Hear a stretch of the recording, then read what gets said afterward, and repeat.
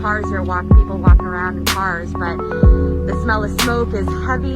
At exit 13 off Highway 22 is where a roadblock is, so you can't go any further than that. But just wanted to show you what downtown Staten looks like right now at what, 12:22 in the afternoon.